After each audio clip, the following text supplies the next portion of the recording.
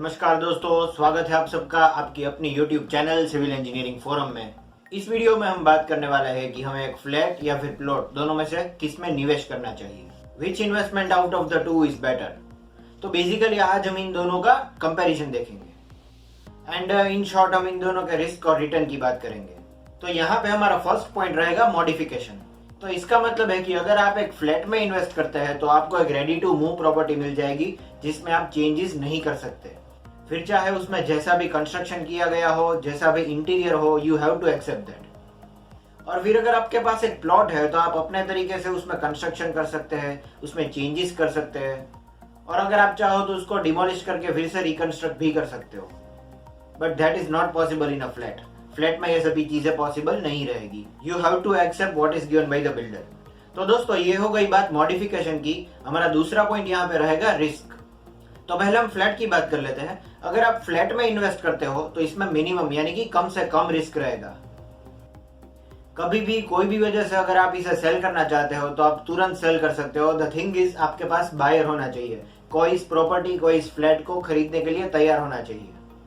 और हाँ, किसी भी कारण अगर आपका ये जो फ्लैट है वो सेल आउट नहीं होता तो आप उसे रेंट पे भी दे सकते हैं। फिर अगर हम एक प्लॉट की बात करें तो इसमें रिस्क ज्यादा रहता है compare to that of the flat, जैसे कि टाइटल क्लियरेंस और डॉक्यूमेंटेशन रिस्क।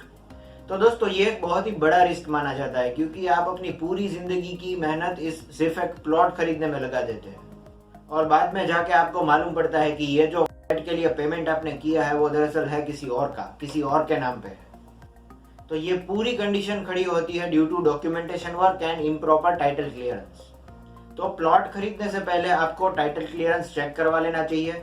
तो अगर आप ये जानना चाहते हो कि टाइटल क्लियरेंस और डॉक्यूमेंटेशन में कौन से डॉक्यूमेंट्स एक्चुअली चाहिए होते हैं तो उसकी लिंक मैंने डिस्क्रिप्शन में दी गई हुई है क्योंकि मैंने ऑलरेडी एक इसके ऊपर वीडियो बना दिया है। और फिर दूसरा जो रिस्क है प्लॉट खरीदने में वो है सेल आउट प्रॉब्लम, यानी कि प्लॉट बेचने में प्रॉब्लम। तो अगर आपने जहां पे प्लॉट खरीदा है वहां पे किसी वजह से कोई डेवलपमेंट नहीं है तो याद रखिए दोस्तों, कोई बायर नहीं होगा आपके प्लॉट को खरीदने के लिए जब तक कि उस एरिया में कुछ डेवलपमेंट ना आ जाए। तो आपके पास जो प्रॉपर्टी है वो आप बेच नहीं सकते, ये भी एक बहुत बड़ा रिस्क माना जाता है।